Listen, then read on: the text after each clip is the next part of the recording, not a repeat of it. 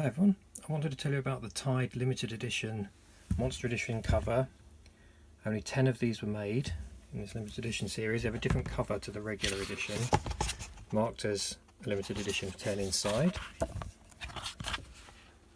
Individually numbered and signed. This one I'm keeping for myself.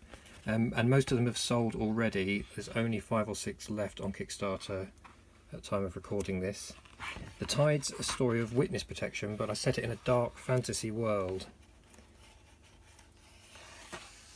in which creatures from another aquatic dimension pass through portals and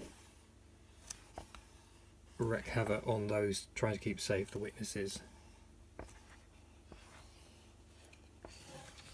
And this is continued in Volume 2. So both Volume 1 and Volume 2 of the special monster editions are available on my Kickstarter now. I also have a few left of the regular edition, if you prefer that, with the gorgeous siren print on it. And we also have special edition prints by Stas Johnson on this Kickstarter, so check it out now. Thank you.